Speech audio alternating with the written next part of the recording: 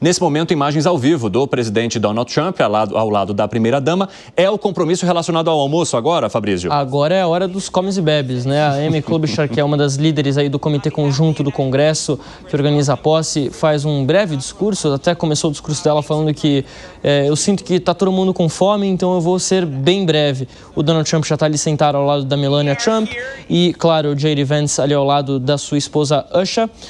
Então, logo mais eles devem começar esse almoço e aí depois tem a revista das tropas, tem a saída do Capitólio, né, para fazer a revista das tropas e o desfile presidencial. Certo, eu quero conversar mais uma vez agora com o Eliseu Caetano, porque ele quer trazer uma informação sobre os perdões que devem ser assinados pelo presidente Donald Trump. Inclusive, Eliseu, a imprensa já recebeu e-mail oficial da Casa Branca com Donald Trump, presidente dos Estados Unidos?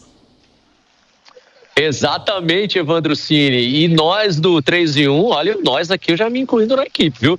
Estamos de olho em cima do lance. Sabe por quê? Porque todos os pontos que estamos levantando aqui agora, na nossa roda de debates mais quente das tardes da TV brasileira, estão todos neste e-mail. Eu não sei se vai dar para a câmera focar aqui, mas eu vou tentar mostrar esse e-mail para a turma de casa ver. Já é um e-mail oficial com o carimbo da Casa Branca e assinado pela equipe de Donald Trump. Eu vou tentar chegar aqui pertinho da nossa câmera, eu não sei se vai dar a leitura, mas já temos ali um e-mail, olha, da Casa Branca para divulgação imediata, e esse e-mail lista tudo aquilo que Donald Trump pretende fazer ainda hoje em termos de assinatura de ordens executivas. Tudo aquilo que ele vai assinar agora ali durante essa tarde lá no Capital One Arena. Vale lembrar dessa tarde, Evandro Cini, porque aqui ainda são 2h34 da tarde neste momento. Então, tem muita coisa para acontecer ainda pela frente.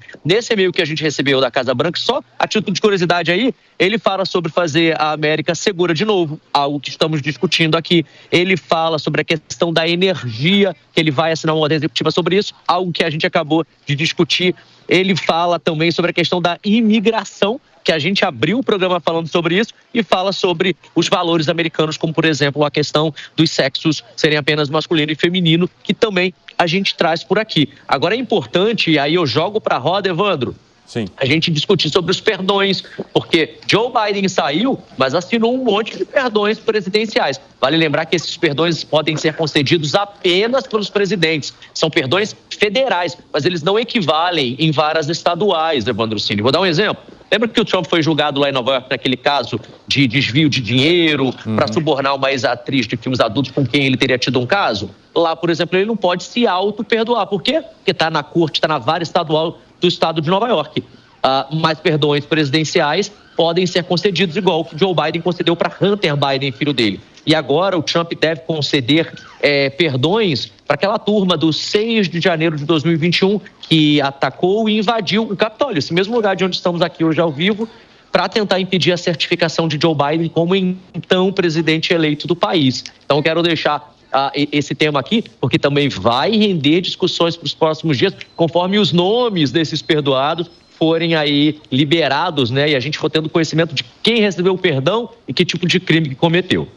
Obrigado, Eliseu Caetano. Daqui a pouco conversamos mais. A gente até viu um discurso de Donald Trump naquele segundo momento em que ele falava para apoiadores críticas sobre aos perdões que foram assinados pelo ex-presidente Joe Biden. Ele até diz o seguinte, que essas pessoas elas não vão ter mais a pena de morte e que elas cumpririam uma prisão perpétua, mas que elas se manteriam vivas e que depois de cometer crimes hediondos em que as vítimas não sobreviveram. Então, ele faz essa comparação para trazer uma crítica a esses perdões. Alan Gani, como é que você avalia aquilo que Joe Biden deixa nesse sentido e aquilo que Donald Trump também deve fazer ou conceder como perdão, principalmente como destacou aqui o Fabrício Naitsky, para pessoas que participaram daquela invasão no 6 de janeiro no Capitólio? Bom, evidentemente que estes perdões, eles seguem também uma orientação ideológica. Joe Biden, né, mais à esquerda, Donald Trump conservador à direita e também toda uma orientação política de interesses de turno.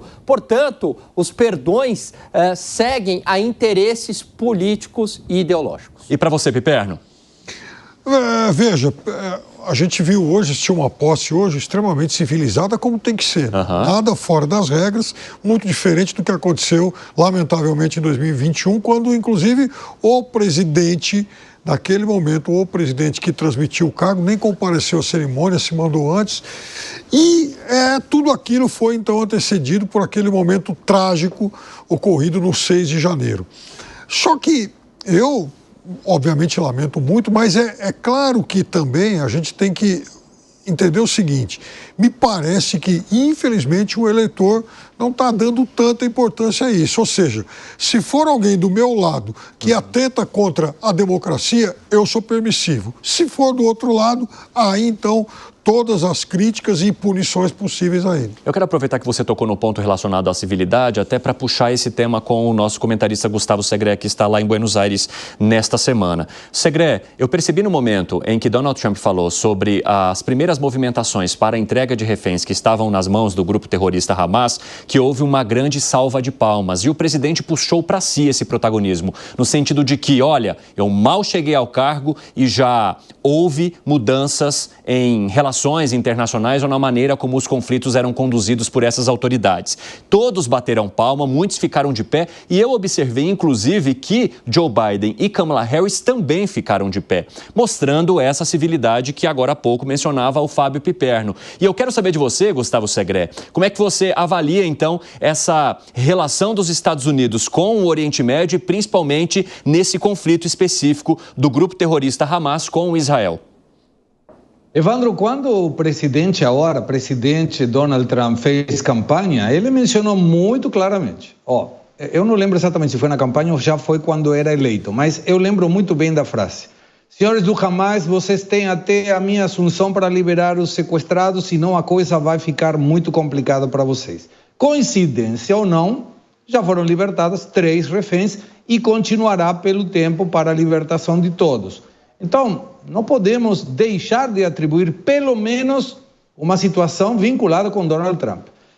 O fato de Biden e Harris estarem de pé numa situação dessas mostra que nos Estados Unidos a democracia não é relativa, é absoluta e é respeitada.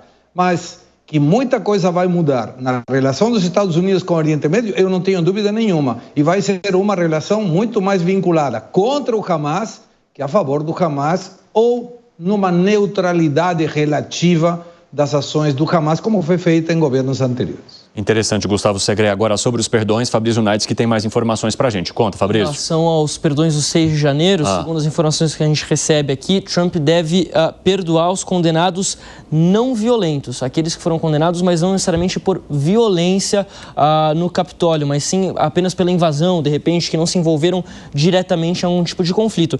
Mas hoje a gente teve perdões preventivos de Joe Biden, ou seja, perdões prévios, né, de Joe Biden, digamos assim, para membros da sua família e também para congressistas. E o Anthony Fauci também, que era o Chief Medical Advisor da Casa Branca, quer dizer, o chefe médico, o assessor médico da Casa Branca durante o período da pandemia. Ele se envolveu em muitas brigas com o Donald Trump durante o período da pandemia. E há um temor do Partido Democrata, do então presidente Joe Biden, de que o Trump agora, no seu retorno ao poder, possa ir para cima dessas pessoas, possa tentar caçá-las judicialmente de alguma forma, enfim. E aí, por isso, esses perdões que foram realizados hoje pela manhã ainda, antes de entregar o cargo oficialmente.